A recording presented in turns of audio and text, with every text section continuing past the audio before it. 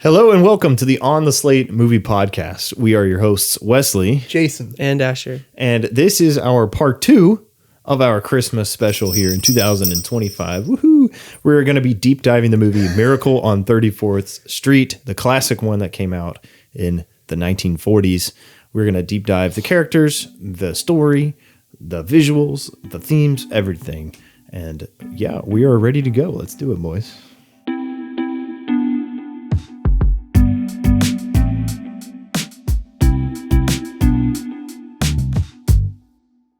Hark the herald angels sing, glory to the newborn King.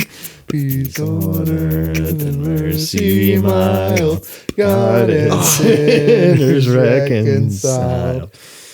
Joyful all ye nations rise. They just don't write songs that say the word hark anymore. Like, why not? Hark is such a powerful word. real. Imagine going, hark! We just need to herald the angels, you know? Right? Amen. Anyway, welcome back to the Christmas special, everybody. We already recorded a news episode where we go through some of our favorite Christmas memories, as well as some of our listeners called in and told us their favorite Christmas movies. So make sure you check that out. Iron Man 3 is, in fact, a Christmas movie.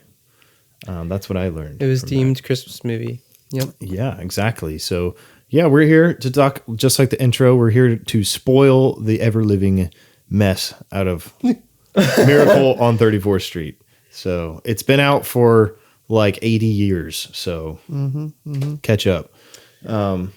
Anyway, yeah, what was the first time you guys had seen this? What's your experience with this movie so far? I think I saw this. This was the second time when we watched it that I had seen it all the way through. So I think it was either last year or the year before that I saw it for the first time. And I really liked it. So, yeah. But it was recent enough to kind of know the main story beats when we watched it this past time. So, yeah. I'd never seen it before. That was the first, watching it with you guys was the first time I'd ever seen it. Although I have seen plenty of clips, like it would be on the television, like as a kid around this time of year. Mm-hmm. And I just remember, like as a kid, you know, you see something black and white, you're just like, yep, go to the next channel. Yeah. That's kind of what it was like as a kid. And then I know there's the remake from the 90s that would also come on every now and again. And I don't know. It's just nothing. My grandparents never owned it on DVD or VHS or anything like that. So if they didn't have it, I probably never watched it. Mm. Yeah. For me, it's also the first time seeing the movie. I had no idea what it was about, anything about the movie at all, until we started watching it. So I would say the title doesn't even explain anything. Yeah. Maybe that's some sort of hidden theme of the movie that we just didn't catch. I don't know. But maybe we'll talk about it here in a minute. So, yeah, Miracle on 34th Street was directed by George Seaton, also written by George Seaton and Valentine Davies, actually Davies, not Davis. And yeah, it follows the story, or here's the summary. We're bringing back plot summaries on the show, so I don't have to explain the whole plot like I did the last few times. Let's do it. Let's just see what this guy on IMDb says. Kenneth Chisholm. At the Macy's Thanksgiving Day Parade, the actor playing Santa Claus is discovered to be drunk by a whiskered old man. Doris Walker, the no-nonsense special events director, persuades him to take his place. He proves to be a sensation and is quickly recruited to play Santa at the main store. While he is successful, Doris learns that he calls himself Kris Kringle and he claims to be the actual Santa Claus. Despite reassurances by his doctor that he is harmless, Doris still has misgivings, especially when she has cynically trained herself and especially her 6-year-old daughter, Susan, to reject all notions of belief and fantasy. And yet, people, especially Susan, begin to notice that there is something special about Kris and his determination to advance the true spirit of Christmas among the rampant commercialism around him and succeeding in improbable ways. When a raucous conflict with the store's cruelly incompetent therapist, Granville Sawyer, erupts, he finds himself held at Bellevue, where in despair, he deliberately fails a mental examination to ensure his commitment. All seems lost until Doris's neighbor, Fred Gailey, reassures him of his worth and agrees to represent him in the fight to secure his release. To achieve that, Fred arranges a formal hearing in which he argues that Chris is sane because he is in fact Santa Claus. What ensues is a bizarre hearing in which people's beliefs are re-examined and put to the test, but even so, it's going to take a miracle for Chris to win. A miracle. So thank you once again to Kenneth Chisholm. Thanks, Kenneth. On IMDb. I don't know when you wrote that. It could have been years, but we are using it on the pod and giving you credit. So I think that explained it pretty well. Yeah, that was thorough. Thorough but concise. Yeah. Thorough. It's, classic 1940s movie. It came out the year after It's a Wonderful Life, which is the movie we talked about last year on our podcast for our Christmas special. And yeah, these are the two probably quintessential classic Christmas movies, really classic from that time period. Probably the two most high notoriety ones. Yeah. So well, the Franken Bass animated stuff came out around. Yeah, true. I guess I view those more as TV specials than movies, but I don't know. It does have a slightly different, because when those would play, there would be fade to blacks that were very deliberately going to commercials. Yeah. So when you watch it now, it's just fade to black, fade to image. Yeah, exactly.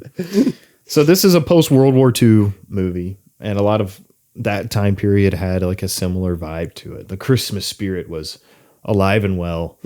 Post-World War II, it was kind of a period of boom in America economically. So commercialism does play a big role. And that was kind of the beginning conflict with Kris Kringle, and he's talking about it with his with that boy who's a janitor or whatever. What's his name? People are just selling these toys to make a quick buck. They're not doing it for the sake of Christmas. Make a buck.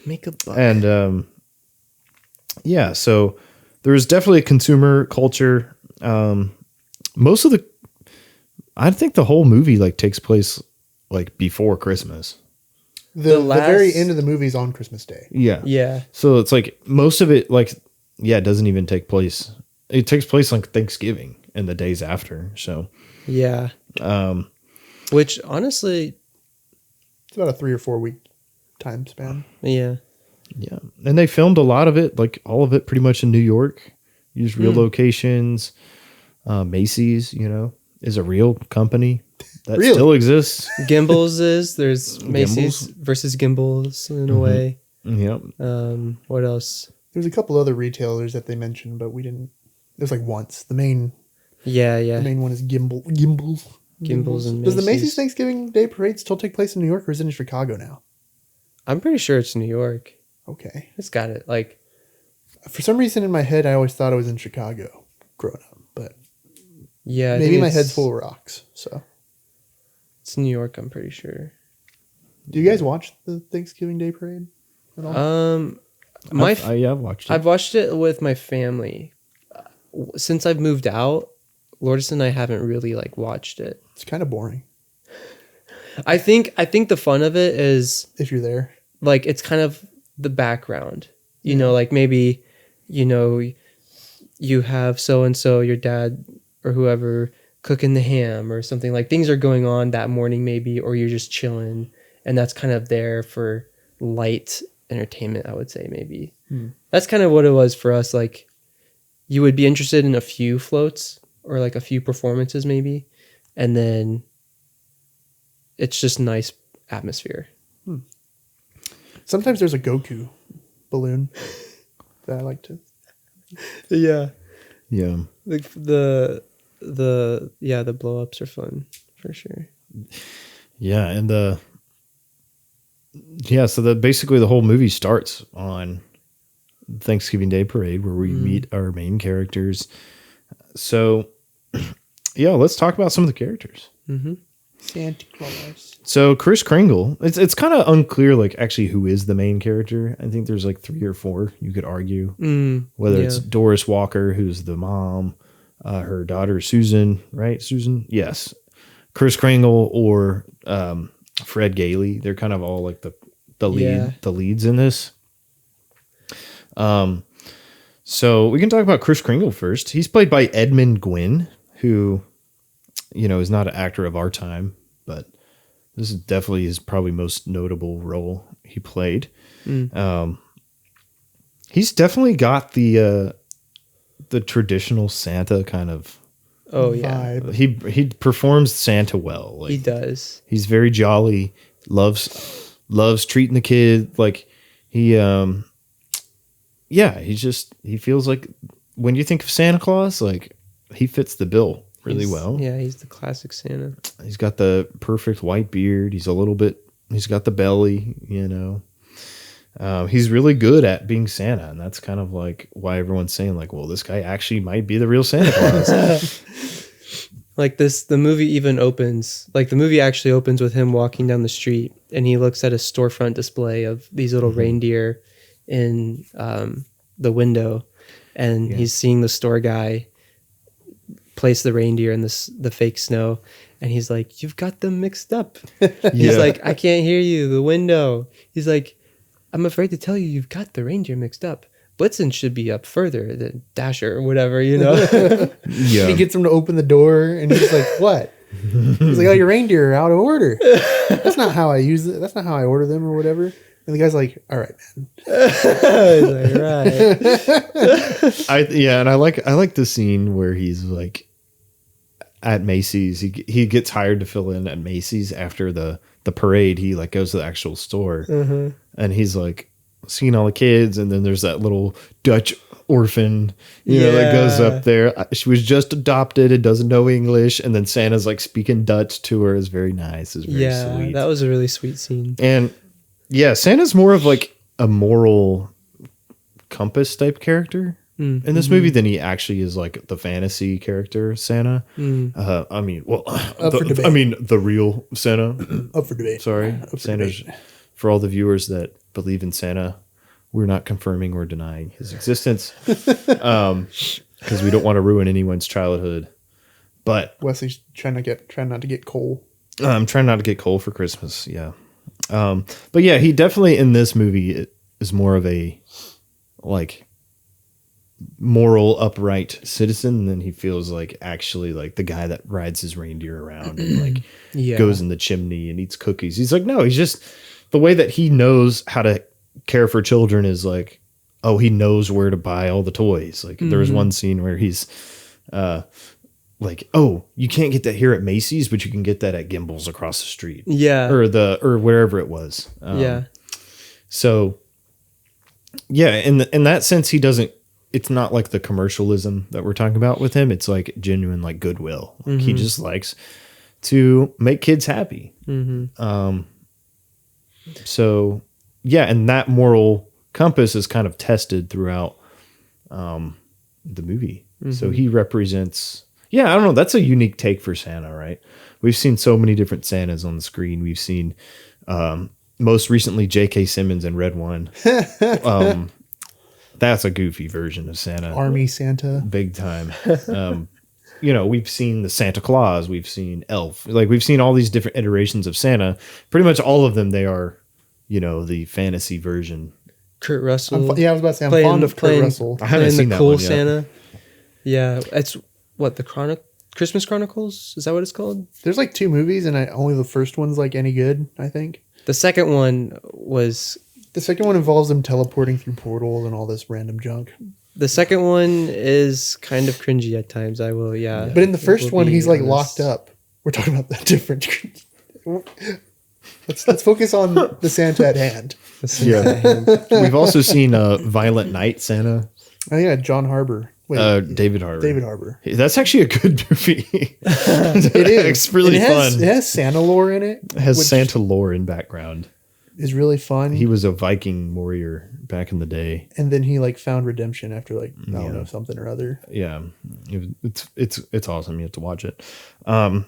So then there's Doris Walker, who's like a career-focused woman.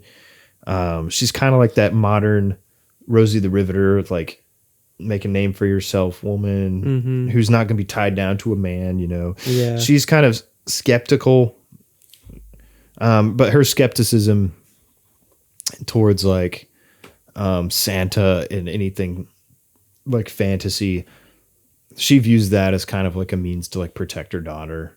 So that's kind of like her character motivation. It's not really like a cruel way. It's just like She doesn't think that her daughter would benefit from yeah, having any sort of make believe or imagination. She's like, everything's the real world. There's no, everything that matters happens in the real world. Blah, something. which you realize as the movie goes along is kind of like a reflection of like her personal like beliefs, you know. Copes. Yeah. I think her character's like really like unique for, especially for the time period.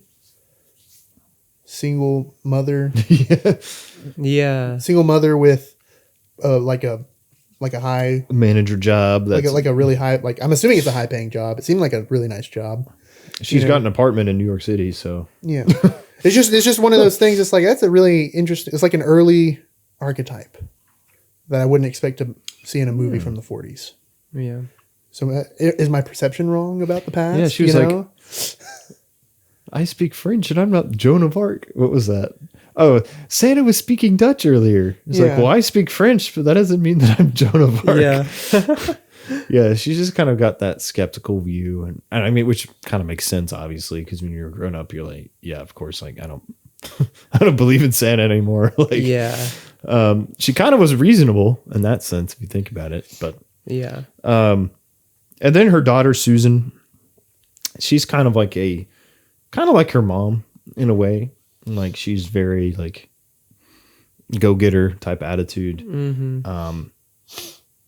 and she is a kid, so she's just trying to learn what life is about, and she doesn't really believe because her mom says you can't believe, and she's kind of got a few emotional kind of turning points throughout the movie, and we'll get into those. I mean, she, like, I think, yeah, seeing Santa speak Dutch was one of them, like seeing like, Yeah. oh wow, that's weird. Like, there's a few others moments. What are some other moments that are big like turning points for her?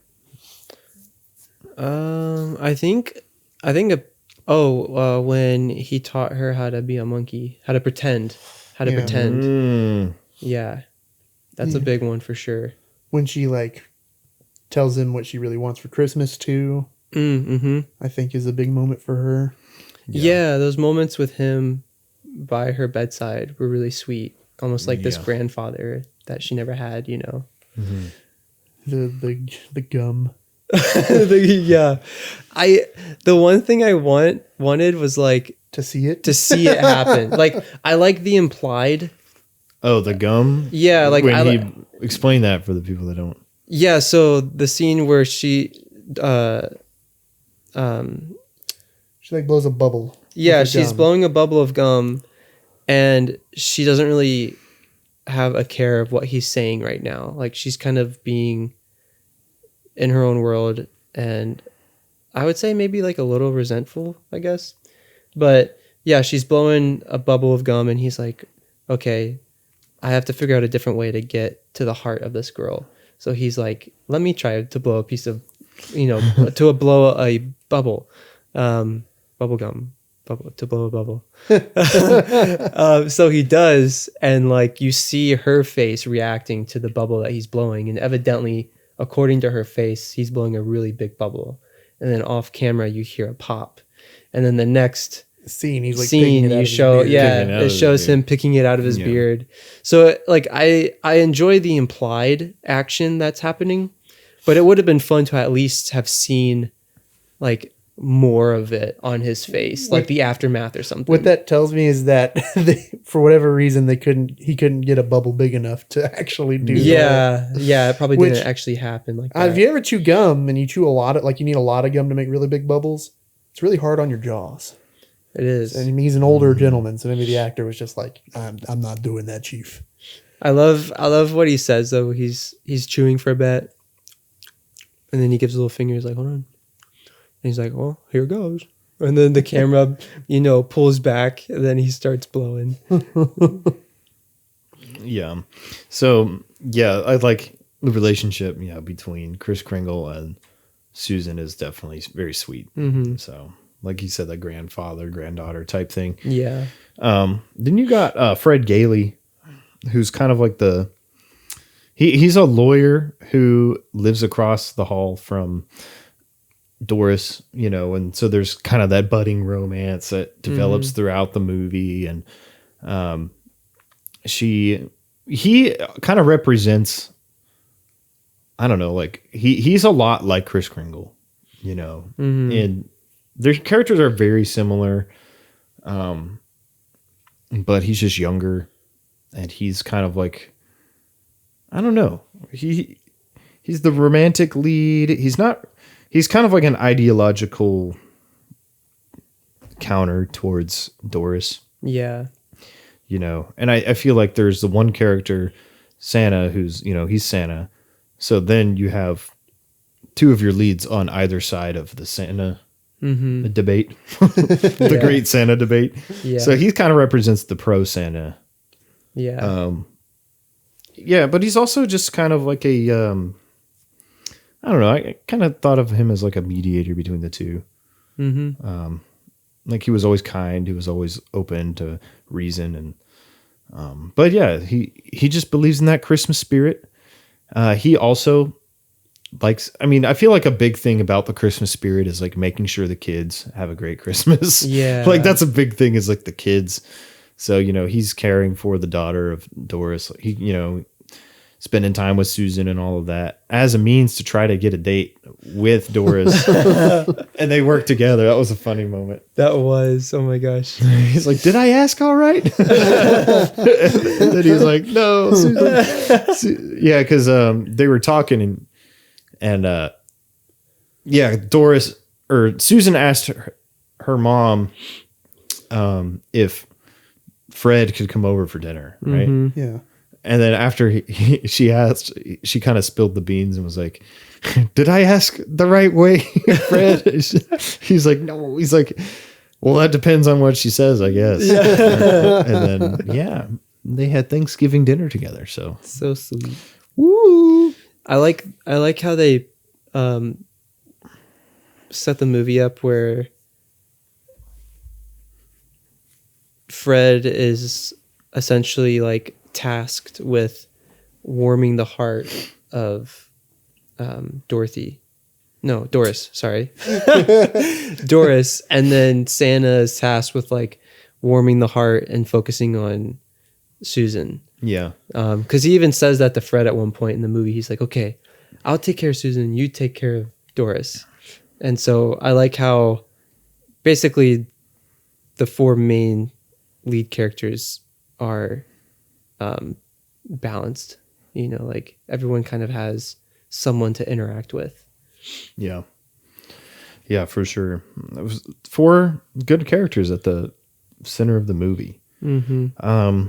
So yeah, we've kind of already talked about it a little bit, but like this idea, like the main theme is like this belief versus cynicism, I guess it's a good word to use. Like, and it's trying to tell, like, I think the greater theme of like, not necessarily just in Santa, but it's like belief in, Other people, good things in life. Yeah. Belief in people, belief in making the kids happy. The Christmas spirit, and like, what does the Christmas spirit represent? And I think the movie, in my opinion, the movie does like a decent job of kind of telling you like what is worth believing in. It says believe in others and believe in, just being kind and like taking care of the kids. I do think that's kind of where the movie like doesn't go like super deep. It feels like, this is kind of like a kid's movie. It's like where they're not trying to be like super deep with it. They're just trying to like say a nice moral to the kids. That's kind of like from the one viewing I watched, like that's kind of the vibe I got from it personally.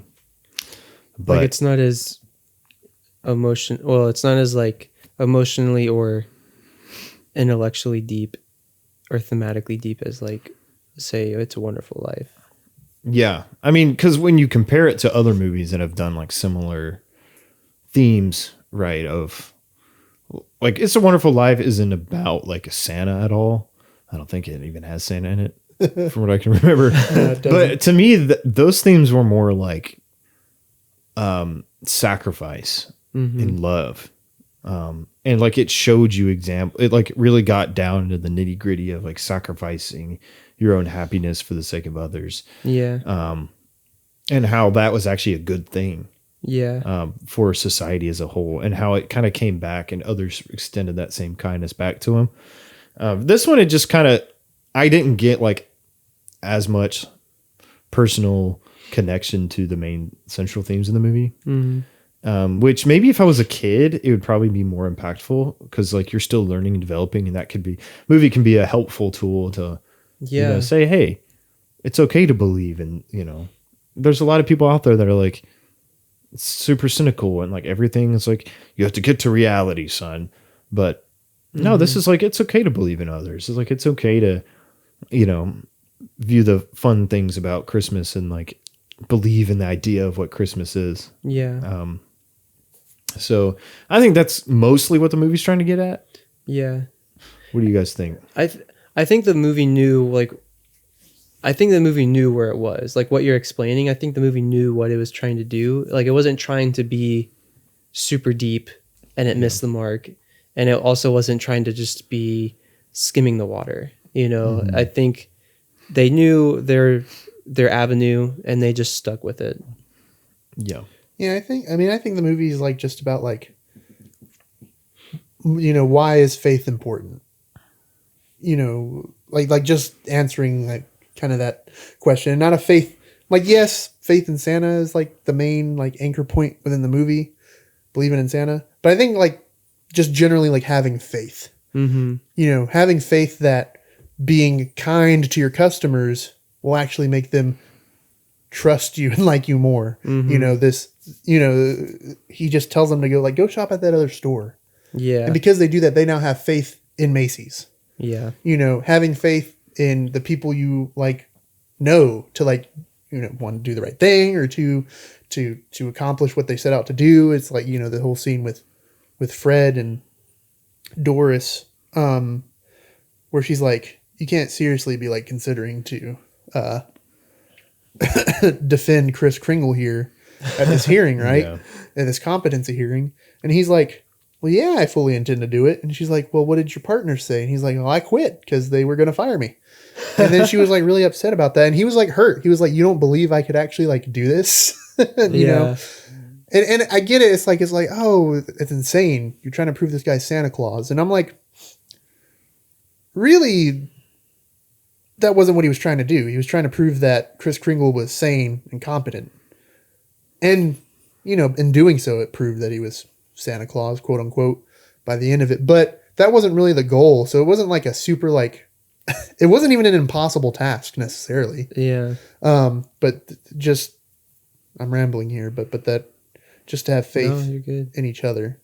Yeah. And his ability to do this and his faith and then, Kringle's faith in Fred as a friend, to help him out and stuff like that. So it's like, it's all really like, it's not piercing your heart with conviction or anything, but I think it's a really good, like, I think they lay out what they wanted to tell and the message they wanted to convey. And they just like, let's make it about Christmas and Santa. Yeah.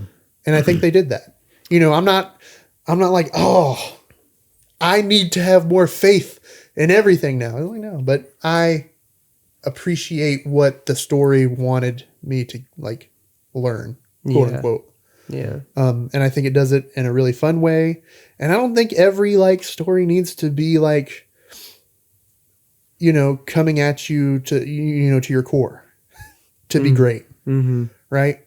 So while I agree with you, I don't think this is It's a Wonderful Life levels of storytelling and like themes and all that stuff. But I also don't that doesn't mean like I think this movie's like Yeah.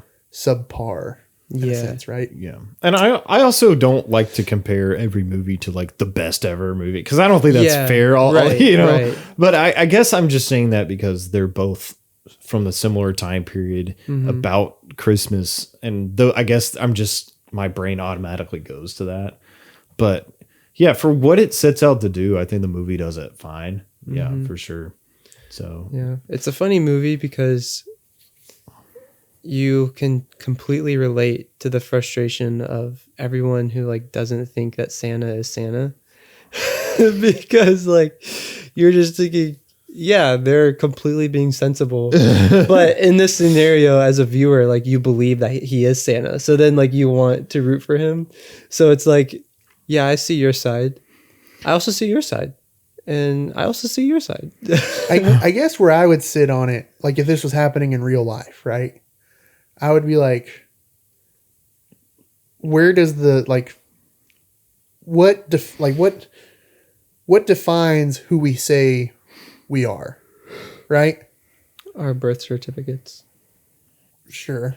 And he might have had one. They couldn't. I guess they didn't really go into that. But like, you know, like where does your identity like as a person, like who defines that necessarily, right? Like if I wanted to, I could change my name today, and you really couldn't stop me. Hi, Day. well, that is kind of one of the big themes of the movie. It's yeah. like identity, you know, like so, what's real, like, yeah, you know, and how does that affect us? Well, and it's like, what is so, you know, so who are we to define who this Kris Kringle guy says, you know, like, you know what I mean? Like, that's how I'd feel about it in real life. It's like, I can't really like, you know, Yeah.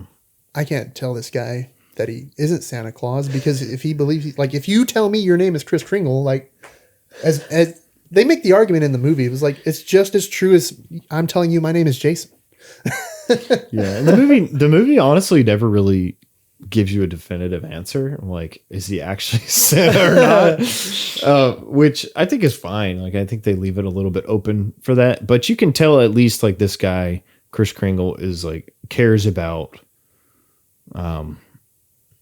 you know, bringing this spirit of Christmas. And I think it's basically it's a traditional ideal that they're using to combat like this new idea of commercialism, you know, where, you know, Macy's versus Gimbal, like they're both fighting over, you know, Christmas toy superiority and stuff. And Macy's is like where he ends up working, but Gimbals is involved too. And they're just trying to figure out, they're just trying to make a dollar.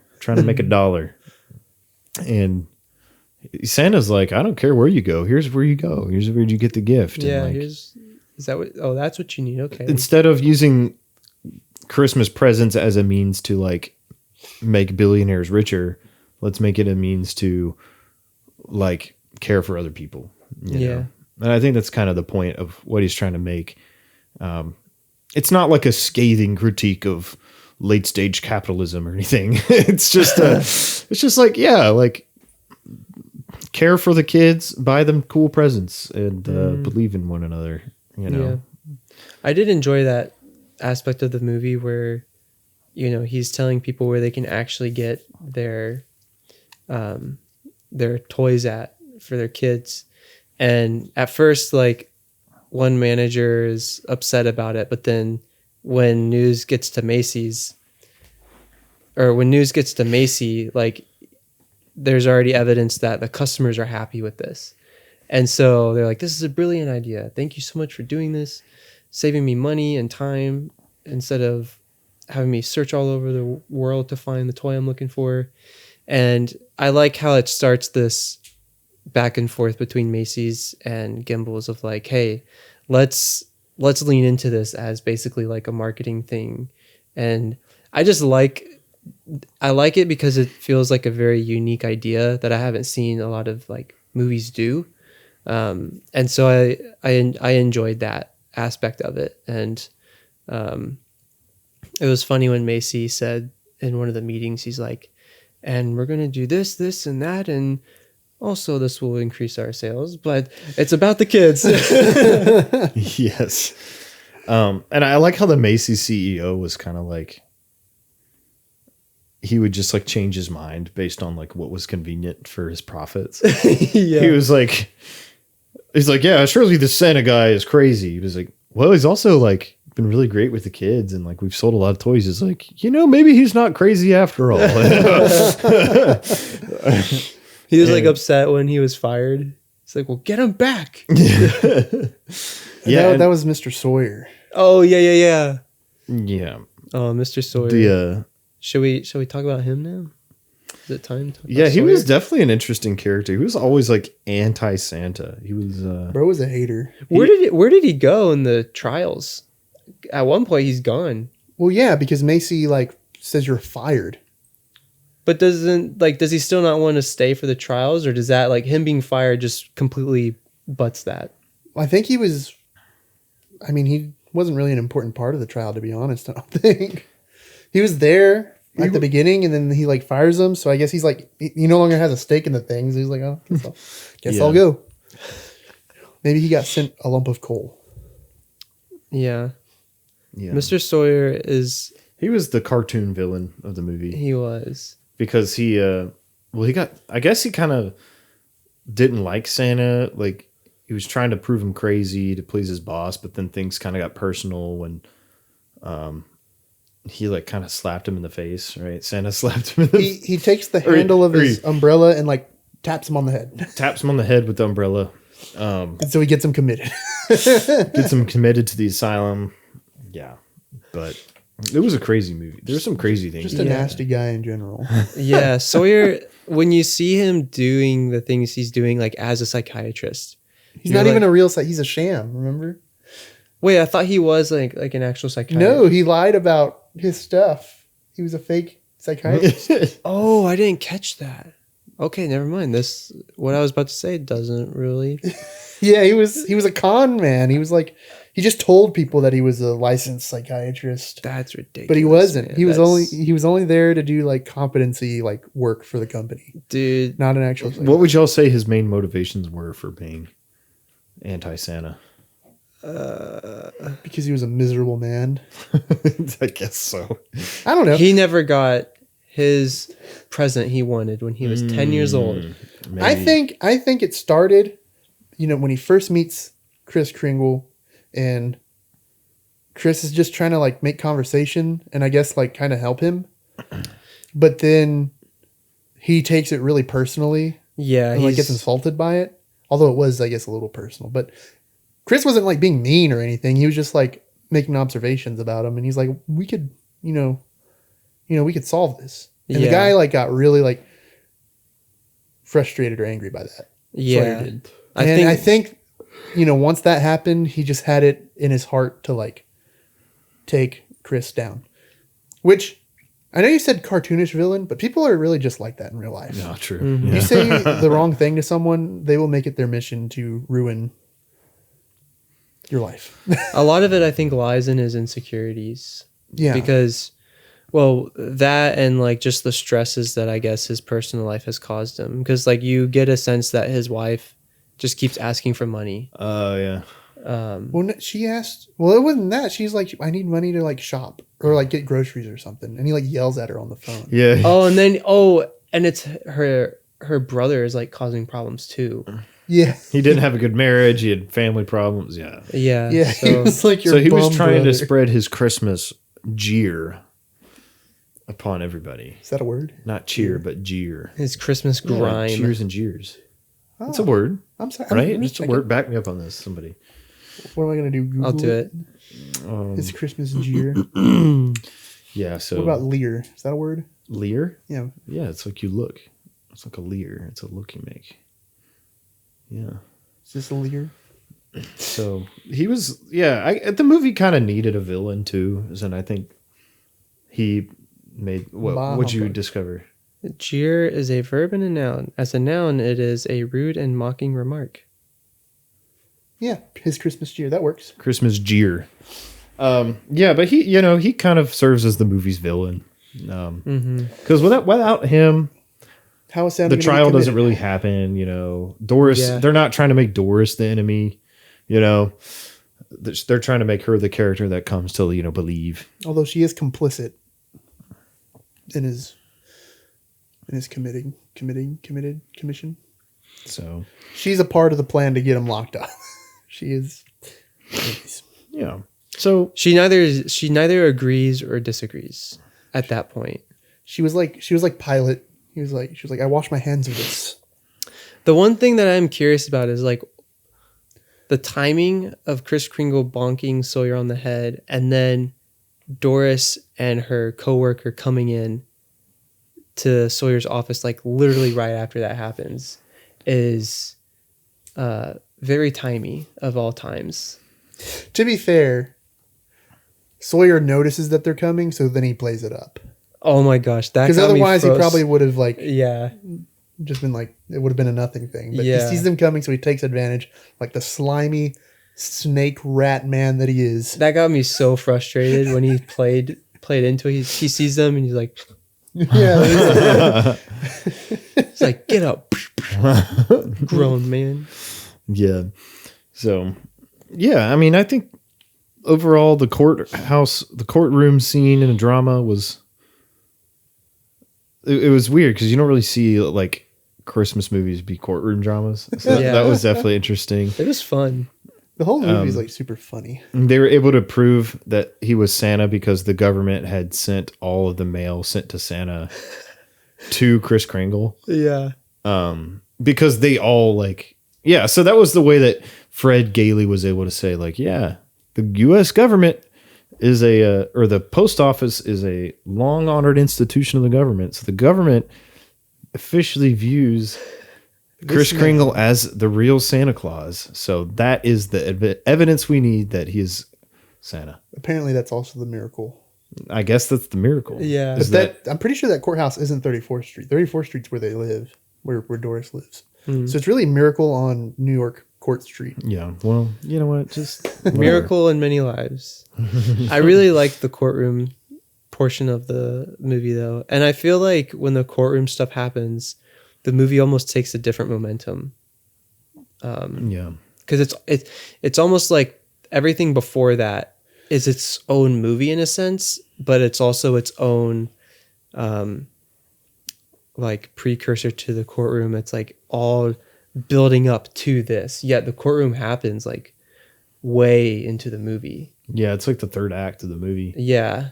And I like how the lawyer in the movie was also like, the prosecuting lawyer's like, I don't really want to do this because I feel like I'm just taking joy away from people. Yeah. But yeah, even But like, I've got a job.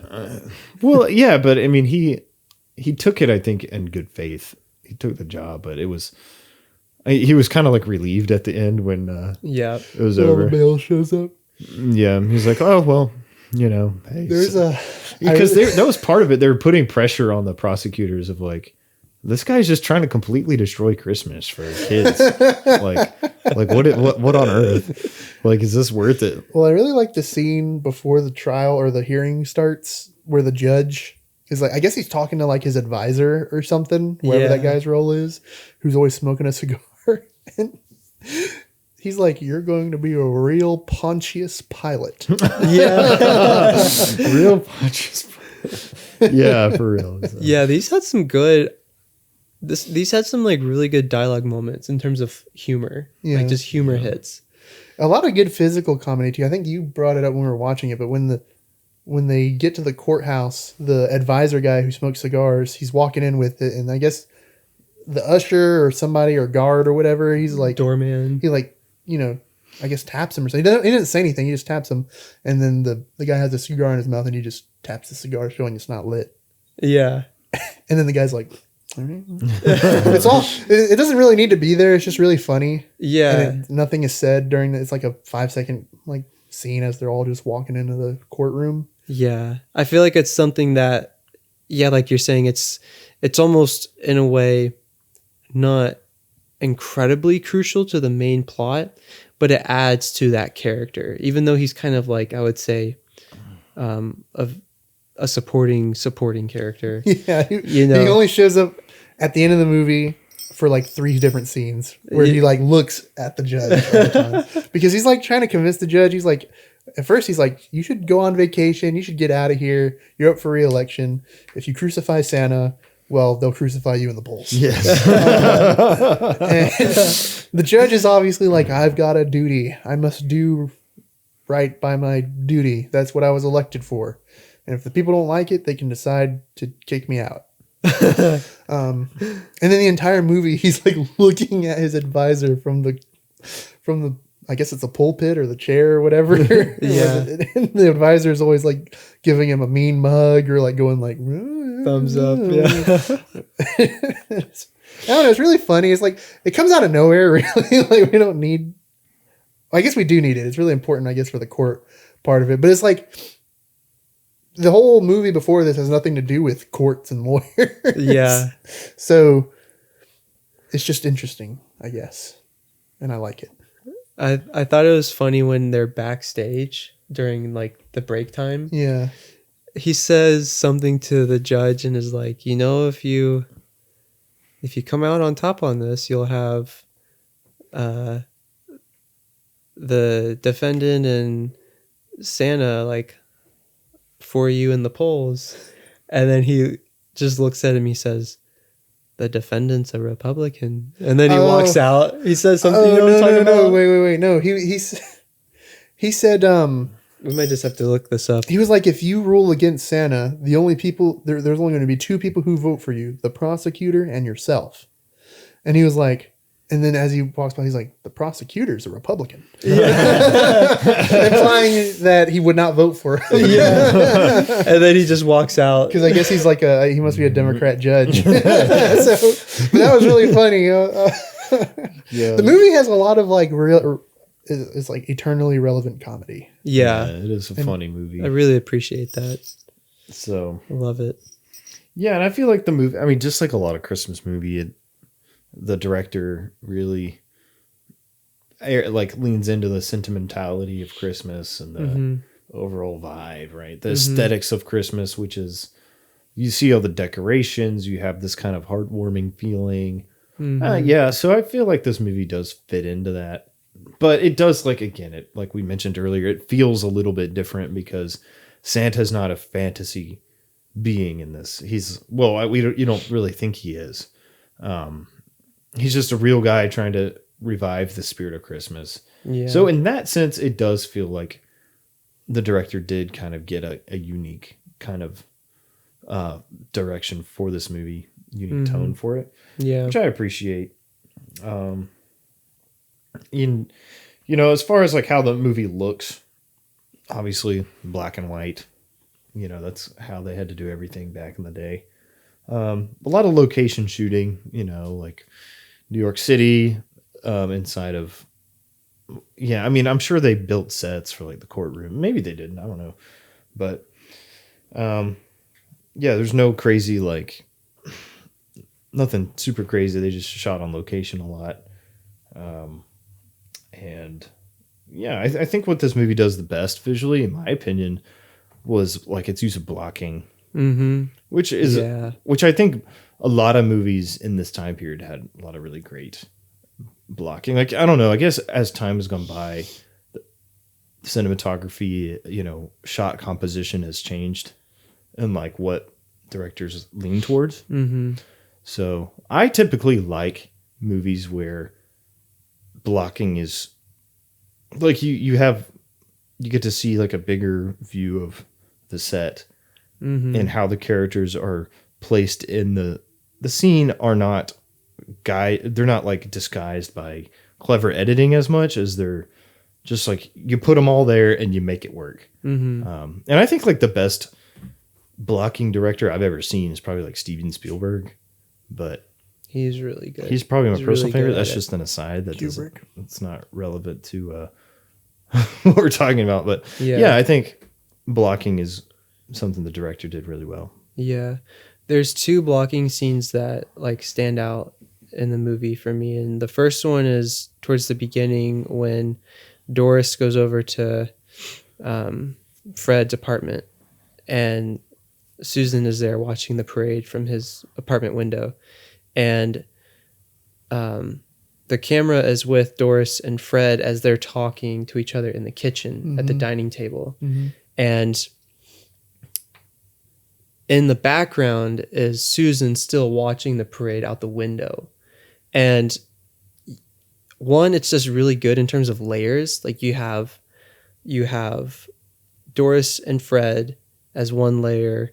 You have the doorway that goes from the kitchen to the living room as like another layer. You have Susan, another layer. You have the parade out in the window as another layer. So like it just feels really full of depth in terms of like what's going on and how it's filling the frame. But then just like with the blocking of just those three characters was perfect. Like the way each person was positioned, it formed like this really nice triangle. And so like you didn't have your attention drawn away from Doris and Fred by seeing Susan in the background, but still like if you wanted to, you could still listen to their conversation, but then watch Susan a little bit. It's like it was there to be there to like keep the world building aspect going. But at the same time, there was still a focus on Doris and Fred in like an appropriate sense. And I really liked that. Like, I just really liked that scene. And then the other scene is when they're in the courtroom and the prosecutor goes to his table and tells his buddy, he's like, look at the defendant over there. He's cooked. He has nothing. And this is when they have to provide official, like, governmental authority evidence that Santa is Santa. And so he's like, you see that over there? Like, he's got nothing. Like, we got this in the bag. And as he's finished saying that, you see in the background that one of the mailmen go up to the defendant. Yeah. And you see that they're talking about something. Their hands are, making gestures. Like, it's probably saying like, hey, we got bunches of mail bags outside. They're this big. It's probably what they're saying. And you don't see the prosecutor recognizing that. It's all happening behind him. He has no idea. And then you see Fred Gailey and the mailman walk out of the courtroom to go see what's going on. And so I just really liked the creative use of that frame. Like they're taking advantage of the foreground and background. And like in one sense, they could have easily cut from his conversation, like the defendant or the prosecutor saying, look at him, he's got nothing. And then cut to the defendant and his conversation with the mailman. But they decided to keep it all there. Mm-hmm. And I really liked that. Yeah. Another scene I really like, it's way simpler than those two, is just when Doris and Fred are having their like argument in their apartment. I just really like the way that scene looked. And I really like the way, like, especially like the guy who plays Fred, his performance in that scene. Mm-hmm. To me, that was like the moment I was like, yeah, that's the meat of the story. But I really like that it shows her like walking. I don't know if it's his apartment or hers, and I think it's Fred coming in, and he goes in and it kind of follows them into the living room or the sitting area wherever they're at, and he sits down and he's talking, and she's kind of like sitting with him, and then she stands up. It's just a really well shot, really well performed moment in the movie where a lot of like important things happen. Yeah. It's just, you appreciate when a movie does everything right visually, you just appreciate like a lot of it, I think. Mm-hmm. And like, like I said a year ago with It's a Wonderful Life, I really like, whether it's a limitation or not, that the movie is just like, you know what, we're just going to put our characters in front of the camera and we're going to let these actors do their jobs. Yeah. And we're going to give them like a tight script with good dialogue, and then we're going to let them take it from there. Yeah. And, I'm still a sucker for dynamic camera movements and like 1917, like that movie is a constantly moving camera. I love that stuff. I love it. Stanley Kubrick does a lot of creative things with the camera, moves it around a lot. But I also appreciate, the simpler stuff. Mm-hmm. I don't think one's better than the other. I just think one thing scratches a different itch. When you have like a drama doesn't require a lot of visual spectacle, it makes more sense to have a more subdued camera style. I think stylistically, this movie is very subdued. Like even with the music, it's It's a nice score, but it's not like an all-time banger. Like you remember it. You're not. It's like you're humming "Miracle on 34th Street." But I mean, not to say it's bad. It's just that's the style they chose for the movie. And even with the performances, I feel like they're a little bit more. There's no Jack Nicholson saying you can't handle the truth moment. Yeah, it's not very like melodramatic. I mean, it is corny and cheesy, you know, just by nature. But the acting seems like pretty, I don't know what the best word is. Maybe like naturalistic, or just seems kind of like these are just people talking. You know, it's not like Shakespearean at all. It seems pretty straightforward and simple. None of the performances to me like blew me away. Personally, I think they were all like good, you know, but it wasn't like a performance driven movie as much as it was like a plot driven and a theme driven movie. I think Chris Kringle. Yeah, I mean, he did a good job. Susie, I mean, for a child actress, that was like a really good performance, I think. So, a child who's like, you know, playing a child who's not really embracing being a child. Yeah, so it's like a child kind of playing an adult. Yeah.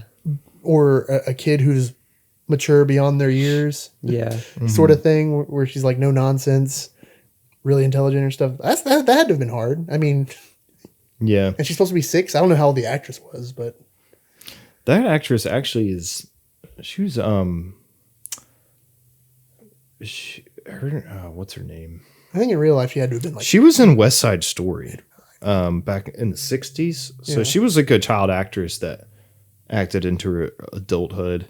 Oh, that's cool. Let me just pull up her name real quick. What's a good Natalie Wood. So, yeah, she did West Side Story, 1961. She won an Oscar for that, and like that's one of the most iconic American movies from that era, you know. So she had a long career of acting. I think she died a little early, like in the 80s. She was in her 40s. I think it was like a accident, but yeah, she does a good job. I would say probably the standout performance would probably be Chris Kringle. Yeah. And what was his name again? I already said it earlier. Something Edwin. Edmund Gwynn. Oh, Edmund. Which Edmund. Which leads me to kind of give you guys the quiz. What awards do you think this movie won at the Oscars? So you said it won 3, right? It was nominated for 4 Academy Awards and won 3 of them. Most heartfelt story. That's not. I need to be reminded of the categories, to be honest. So the categories were actually a little bit different back then. You said most heartfelt story. It's actually not too far off. Oh, really? There is an award called Best Writing Original Story. And there is also a different award called Screenplay. So, that still exists. And this movie won both of those awards. Oh. You didn't even let me. So I'll just go ahead and give you that. But there is one other one that it won and another one it was nominated for. Best costumes. That sounds dumb. Best supporting actor. Wait. What were you gonna say? Yeah. What were you gonna say? I don't know yet. I'm still thinking. I won't say it yet. I want to say something like with the sets or like. So like production design, art direction, whatever they would call it. Well, like, I don't know. Not production design. It was a real looking New York to me. Yeah. Pretty good production design if you ask me. You asked me to build New York, I couldn't do it. Maybe the credit goes to the city of New York for production design. I'm not sure how much I'm feeling this one, but I'll just go with best cinematography.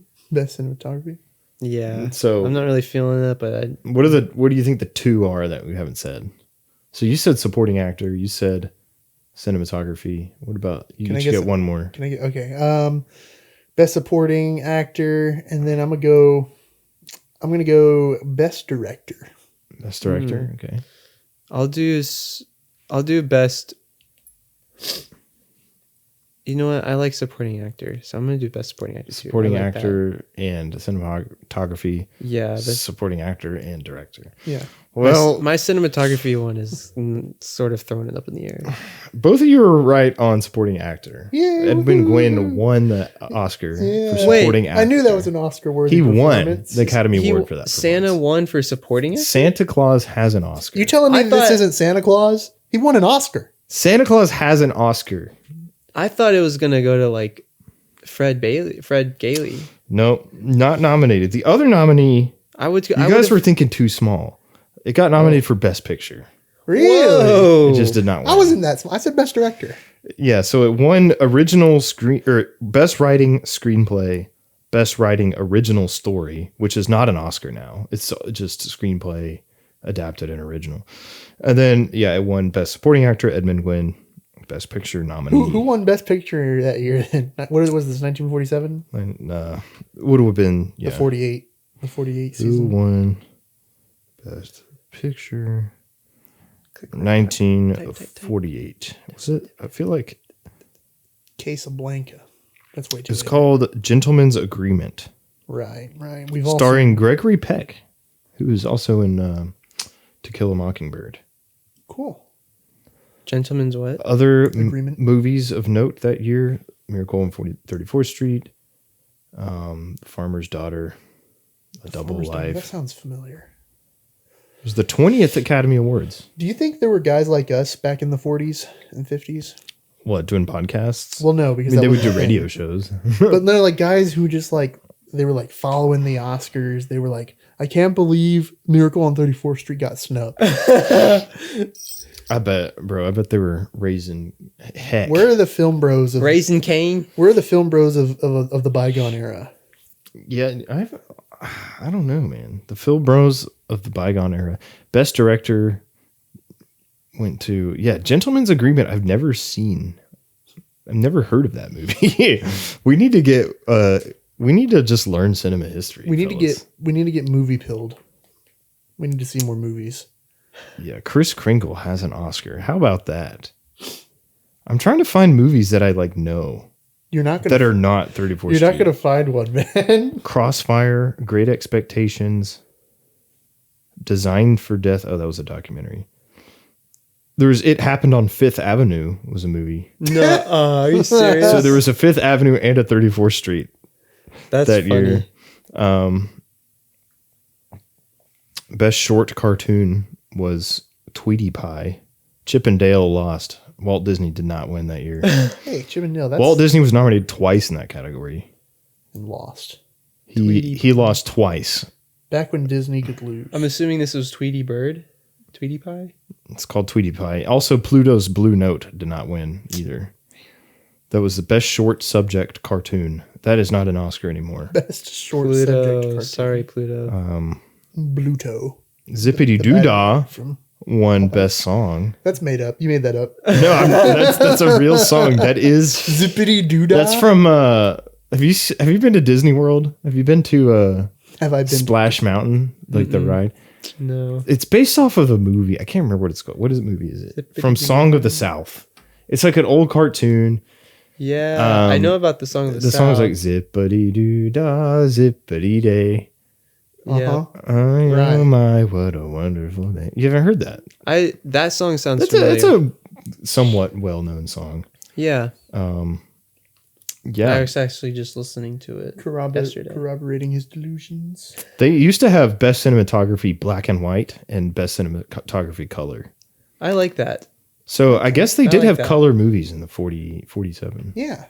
When did we literally talked about this when we went over It's a Wonderful Life last year, but we talked about yeah. We did talk about talked about You're right. The Wizard of Oz, because that came out in 30. That's right. We did talk about like that. 1930 something. And fun fact, actually it's a terrible fact. Technicolor or whatever the way they filmed the color portions of The Wizard of Oz, we lost that technology. We can't do it anymore. And you guys, yeah, you told me that. I told us. You I told think I us said that. it on the podcast. Yeah. Or maybe So- before we started filming. I don't really remember. Wizard of Oz would be a good, like, cinema history movie to do. From Yeah, Oz. maybe. Let us know what you want us to talk about in our Christmas. next And- movies. And we may or may not do it. Is there anything else about Miracle on 34th Street 43rd. that you feel like we just need to get to that we didn't talk about? We're making good time today. Trying to think. I like This might be contender for shortest podcast I like episode ever. Christmas. You like Christmas? I like Santa Claus. I would say overall, I'm glad I watched this movie. Wesley's like, all right, we got to give it moving a on. rating. We got to give it a rating. Yeah. But I'm glad overall we watched it. I think it's a solid movie. I would say in the mountain of Christmas movies we have now, I'd say this is probably more of a middle of the pack type movie for me personally. I wouldn't put it in the top tier of Christmas movies, but I will say it's worth a watch. I think it's heartwarming. It'll make you feel good. And that's ultimately what you want out of a Christmas movie. You know, if you get down to the brass tacks and the film criticism, it may not be as strong as some other Christmas movies, but it's definitely worth a watch. Great family movie to watch with your wife, with your kids, with your grandpa, With your adult podcast friends. with your adult podcast friends. And yeah. And yeah. Also, shout out to Kevin, watched it with us. Yes. He was Kevin. what is he comment? He was saying how the framing of the film Oh, yeah. was 4:3. Is that what Yeah, you- what you so said? that's right. Yeah. So the aspect ratio of the movie is 4:3. And Kevin was saying how he said, isn't it interesting how back then the 4:3 aspect ratio was just something because of Like that's just what they had to do. That's what how they the film had. That's what they recorded had. things. But now people will make a movie in 4:3 aspect ratio because of it being a style now. So for example, like the Lighthouse, yeah, was 4:3 in black and white. So I thought that was like a really cool thing to bring up. So shout out to Kevin for watching the movie with us, and just bringing a lot of fun conversational goodness to that night. It was good. Yeah. Shout out. Wes Anderson's Jeff Bro. Grand Budapest Hotel has 4:3. Mm-hmm. The Lighthouse. A lot of Wes Anderson movies are 4:3. Greta Gerwig's. Well, Lady not all of Bird. it. Like only portion. Well, I'm pretty sure the Phoenician Scheme was 4:3, to be honest. was the Lady Bird by Greta Gerwig. that's 4:3? The Artist, which is a 2011 movie that was black and white, The artist. like silent movie, which won Best Picture. That was weird. Back in 2012, or it came out 2011. The Tragedy of Macbeth with Denzel Washington. That's a good movie. If you like Shakespeare and stuff, that's a good movie. I'm getting Shakespeare That's peeled. a Coen brother. One of the Coen brothers directed that. Late Night with the Devil I love came that out a few movie. years ago. I know it has AI like art, but I don't care. It's a good movie. Oh, okay. We don't speak of that. Yeah, so people are still doing 4:3 aspect ratio. Anyway, As a style choice. As a style as a choice. style choice. It went from a limitation to a preference. Same thing with black and white, like Asher brought up. Very interesting. Yeah. So, but yeah, like Kevin said, they had to do it like that back in the day. So I'm going to give it my rating. I can start us off. That's chill. Yeah. Yes. Tell us how much you hate it. I got my Why do number. you like I got, this, Jason? I got my number in my head of what Wesley's going to give it. Okay. Well, let's see if you're right. What number do you think I'm going to give it? I think you're going to give it a 7. Nah, I think you're going to give it a 6.5. What do you think? I think it's 7.5. 7. You guys averaged out to what I'm going to give it to. I'm going to give it a 7 out of 10. Oh, Miracle on 34th Street. Solid movie. And yeah, like I mentioned, everything I mentioned earlier. Just go back and listen to it. Just rewind. 7 out of 10. Good vibes, middle of the pack movie in terms of Christmas.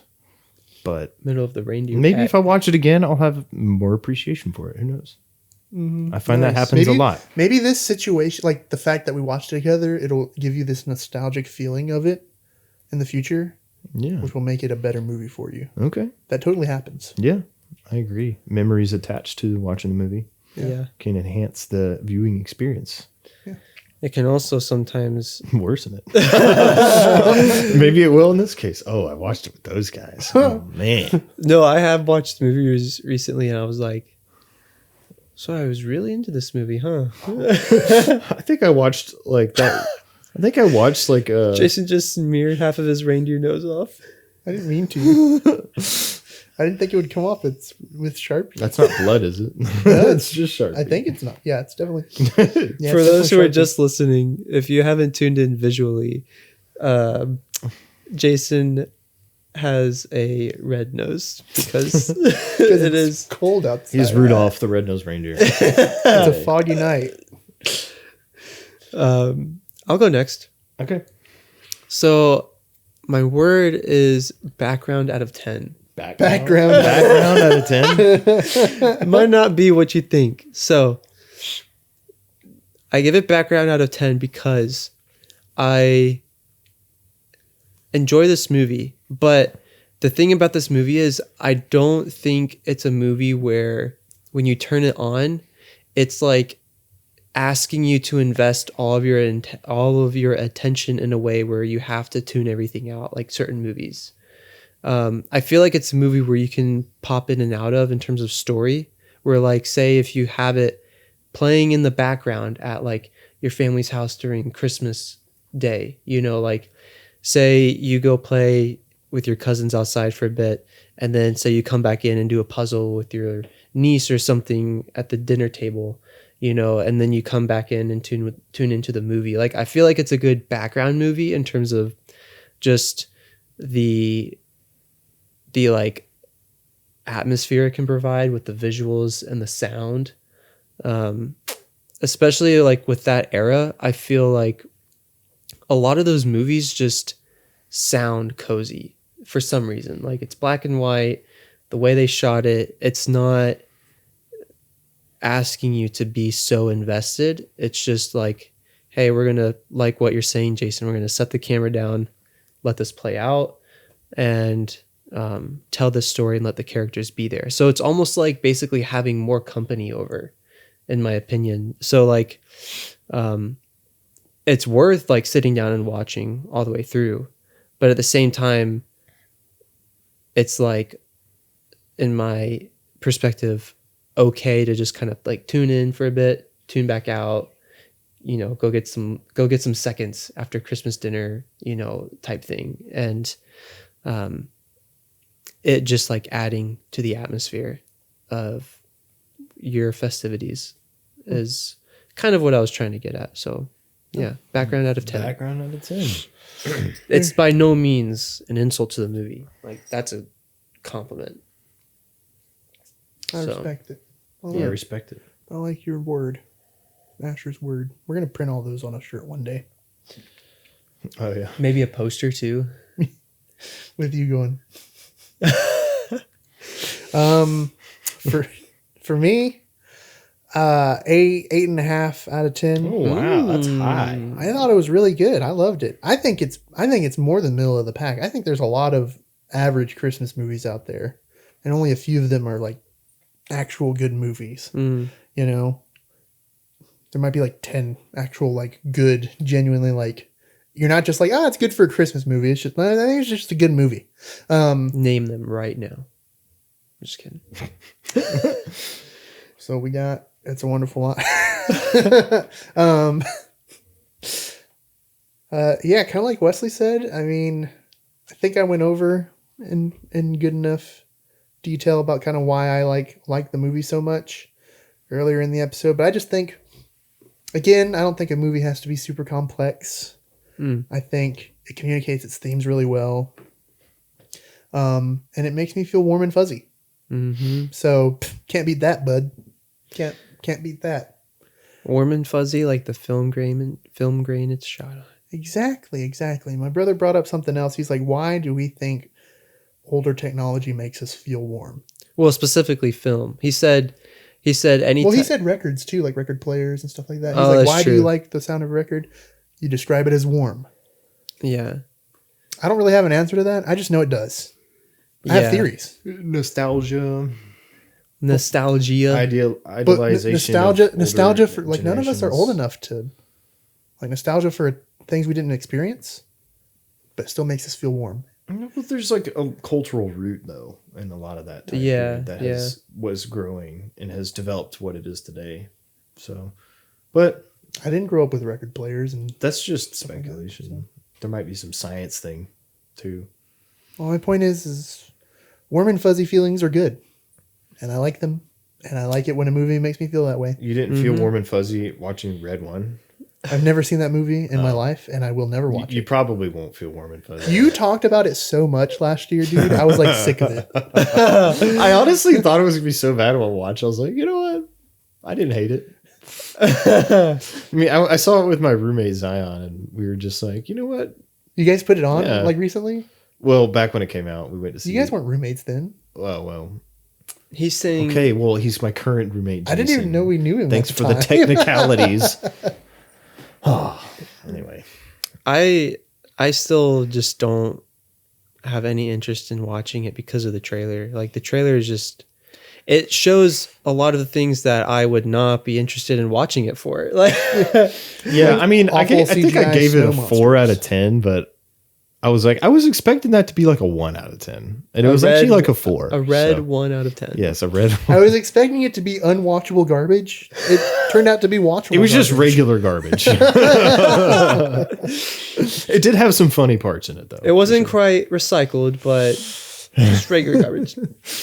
So, yeah. Well, I hope you guys are all feeling warm and fuzzy. We hope that you have a Merry, Merry Christmas. Yes. Drink some hot cocoa. Spend some time with family. Call up your mom and dad or your brothers and sisters. And your cousins and your grandmas and your grandpas. If you celebrate Christmas, Merry Christmas. And your in-laws if you're married. Second cousins. Yeah, just family. Just... Your good friends. I hope you guys your acquaintances. Get good rest. Hopefully you get like a couple days off for Christmas. That'd be amazing. Or maybe if you're in school, enjoy your Christmas break. Don't take it for granted. And I'm just grateful for another year of podcasting. So the last episode of 2025. Wow. Next month. It's been a whole year. Next month, the podcast is going to look different. We've been hinting at that. So the next episode after this one, we'll see it looking different. I guess that's like a season 1 of On the Slate is coming to an end, basically. So I'm excited for the future of OTS. Make sure you like, comment, subscribe. I know that's cringe, but it really helps us. Yep. We've reached 70 subscribers. Let's go. Which on is YouTube. Not we're just taking any win we can get. That's 63 people who aren't us. Yeah. So wait. No, 67. Oh, yeah. So, we're feeling sentimental. We hope you do too. And we'll see you guys in the next one, everybody. This has been the On the Slate Movie Podcast. We are your hosts, Wesley, Jason, and Asher. Have a Merry, Merry Christmas and a Happy New Year. God bless. God bless us, everyone. Goodwill toward men.